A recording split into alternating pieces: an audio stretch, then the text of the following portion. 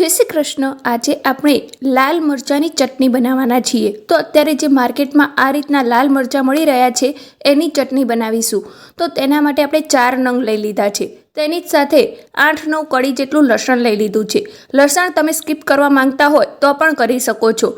સાથે જ એને થોડું મીઠું બનાવવા માટે આપણે ગોળ લીધેલો છે। સાથે જ કશ્મીરી લાલ મરચું લીધેલું છે। આમાં લીલા મરચાંનો સહેજ પણ ઉપયોગ કરવાનો નથી। આપણે લાલ મરચાંની ચટણી બનાવવાની છે। તો આ રીતે આપણે જે લાલ મરચાં લીધા એને સુધારી લીધા છે અને એના બીન અને આગળના ડીટીયાનો ભાગ કાઢી લીધો છે। હવે આપણે એક મિક્સચર જાર લીધું છે, એમાં આ મરચાંને એડ કર્યા છે। સાથે જ લસણ પણ એડ કરી દીધું છે અને એને આ રીતના વાટી લીધું છે, એ બે વસ્તુને એકદમ ઝીણું એવું। હવે સાથે જ એક વાસણમાં આપણે તેલ ગરમ કરવા મૂકી દીધું છે।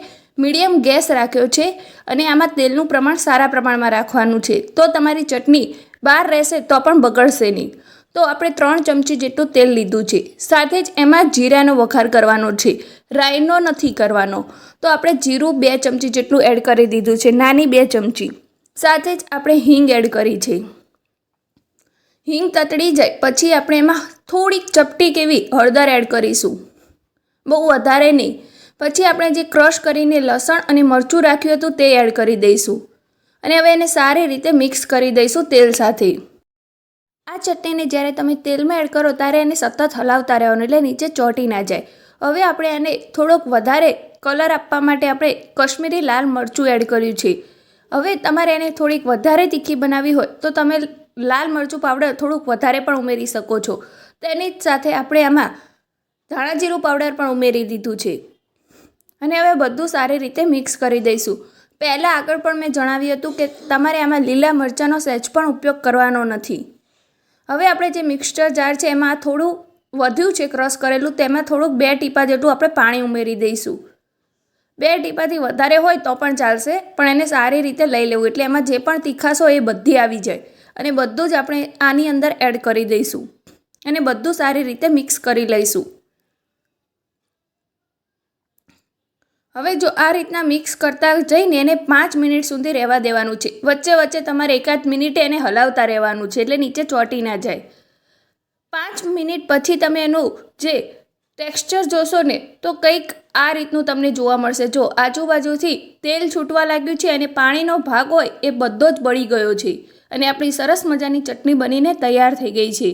આમાં તમારે અથાણાનો જે સાંભાર મસાલો આવે એ પણ ઉમેરવો હોય તો પણ ઉમેરી શકો છો અને થોડુંક આમાં હવે આપણે મીઠું ઉમેરી દઈશું। મીઠું તમારા ટેસ્ટ પ્રમાણે ઉમેરવાનું છે।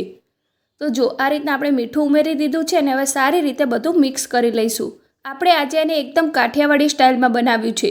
જ્યારે આ ચટણી બનાવો ત્યારે તમે એને રોટલા કે પછી રોટલી સાથે ખાઈ શકો છો અને શાકની પણ જરૂર નથી પડતી। એવું આ લાલ મરચાંની અને લસણની ચટણી બનીને તૈયાર થાય છે અને આને થોડી ગળપણ આપવા માટે આપણે થોડો ગોળ ઉમેર્યો છે।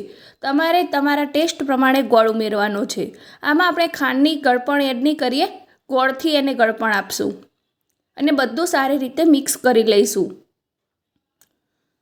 જો આ રીતના મિક્સ થઈ જાય પછી એમાં આપણે લાસ્ટમાં ગેસ બંધ કરીને પછી આપણે આમાં લીંબુનો થોડોક રસ ઉમેરી દઈશું એટલે જ્યારે પણ આ ચટણી બહાર રહે તો એ કાળી પણ નથી પડતી અને લાંબા સમય સુધી એ સારી રહે છે, બગડતી પણ નથી આમાં લીંબુનો રસ એડ કરવાથી।